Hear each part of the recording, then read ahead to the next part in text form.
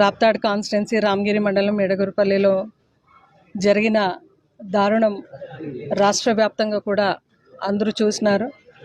ఒక దళిత అమ్మాయి పైన, మైనర్ బాలిక పైన అక్కడున్న విలేజర్స్, లోకలైట్స్ అయితే ఎవరైతే ఉన్నారో అఘాయిత్యాలు చేస్తూ, అవన్నీ కూడా వీడియో రికార్డింగ్ చేస్తూ, మళ్ళీ ఆమెని ఎప్పుడు కూడా వీడియోలన్నీ చూపిస్తూ బ్లాక్మెయిల్ చేస్తూ మళ్ళీ అటువంటి చర్యలకి పాల్పడుతూ ఈరోజు ఎంత బాధగా ఉంది అంటే, technology, we're speaking of high technologies, అయితే ఒక దళిత మైనర్ బాలికపై ఇంతమంది సామూహికంగా అత్యాచారాలు చేసి అది కూడా వెలుగులోకి రాకుండా ఆ గ్రామంలో ఉండడం, ఇది అడ్వాన్స్డ్ ప్రెగ్నెన్సీ అని కూడా చెప్తున్నారు.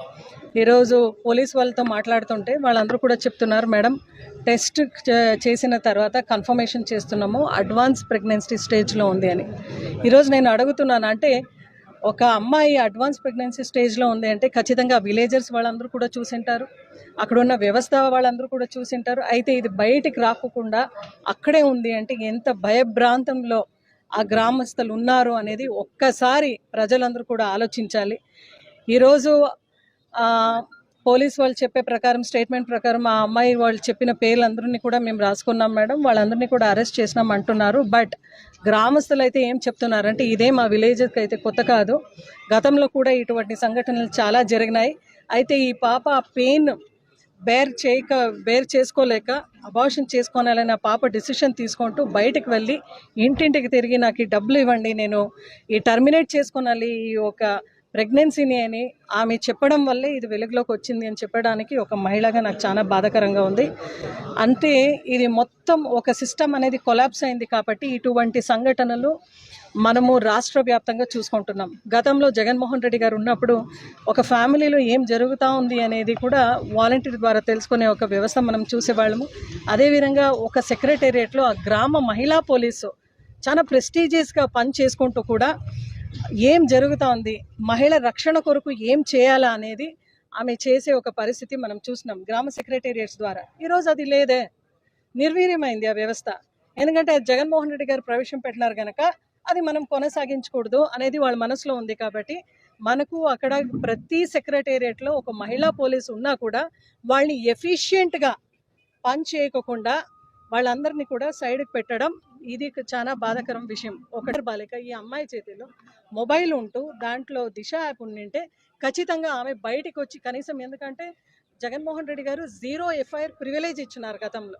సో ఒక్క ఫోన్ కాల్తో కనీసం, ఎందుకంటే బయటికి వచ్చి ఏ రోజు ఇంత దారుణంగా నాకు రక్షణ ఇవ్వండి, ఇన్సెక్యూరిటీతో పాటు ఈ టర్మినేట్ చేసుకున్నాలి ఈ ప్రెగ్నెన్సీ, నాకు ఇట్లా సామూహికంగా అఘాయిత్యాలు జరిగింది, అత్యాచారాలు జరిగింది అని ఏ ఒక్క ఆడ మనిషి కూడా నలుగురు మగవాళ్ళతో పోలీస్ స్టేషన్లో పోయి చెప్పేదానికి ధైర్యం ఉండదు, ఈ సమాజం ఒప్పుకోదు కూడా. బట్ ఒక్క ఫోన్ కాల్లో ఆ దిశ యాప్ ఉండింటే ఖచ్చితంగా ఆమె ఫోన్ చేసి నాకు ఇలా జరిగింది, వీళ్ళపైన కంప్లైంట్ చేయండి అని 0 FIR మూలకంగా చేసే ఒక ప్రయత్నం అయితే ఆ పాప చేసేది.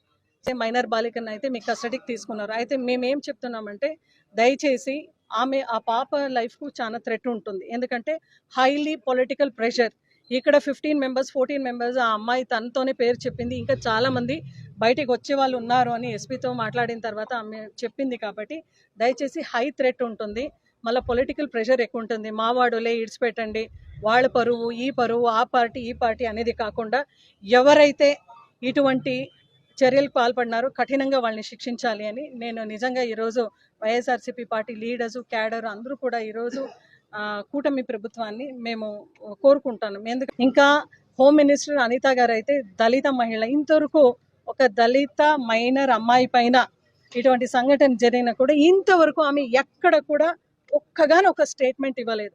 మహానాడు, కడపలో మహానాడు జరిగిన చోట్ల కూడా ఆడ జస్ట్ మహానాడు ఎప్పుడైతే ఏర్పాటు చేసినారో 4 to 1 week బ్యాక్ అక్కడ కూడా 4 years అమ్మాయి, 4 ఏళ్ల అమ్మాయి పైన కూడా అత్యాచారం చేసి పాపని చంపి మళ్ళా వెళ్ళిపోయిన యువతిని అయితే మీరు అరెస్ట్ చేశారు. బట్ అక్కడ మీరు మహానాడు జరుపుకున్నావు కదా అనితమ్మ, మీకు ఒకటే మాట అడుగుతున్నాను, అదేవిధంగా కడప ఇన్ఛార్జ్ సవితమ్మ ఉంది కదా, వీళ్ళిద్దరూ మహిళలే కదా, మినిస్టర్సే కదా, కనీసం ఆ ఇంటికి వెళ్ళి మీరు పరామర్శించారా?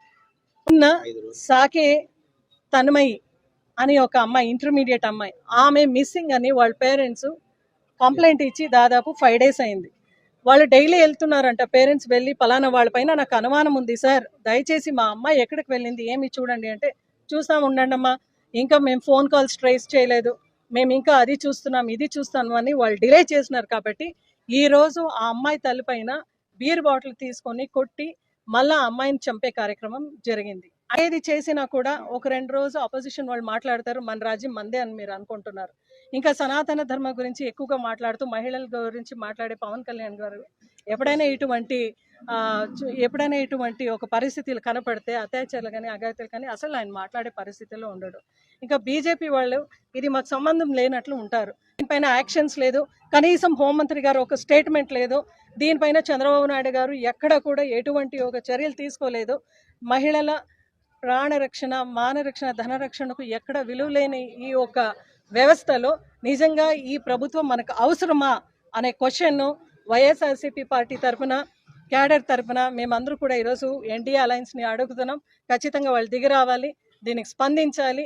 ఇంకా ఎక్కడ కూడా మీరు జాగ్రత్తలు తీసుకొని ఇంకా నెక్స్ట్ కమింగ్ డేస్లో దీన్ని పరిపూర్ణంగా మీరు దీనికి ఫుల్ స్టాప్ పెట్టే విధంగా మీ యంత్రాంగం ఇప్పుడైనా, పోలీస్ యంత్రాంగం ఇప్పటికైనా మీరు మేల్కొని పని చేయాలి అని హోమ్ మినిస్టర్ గారికి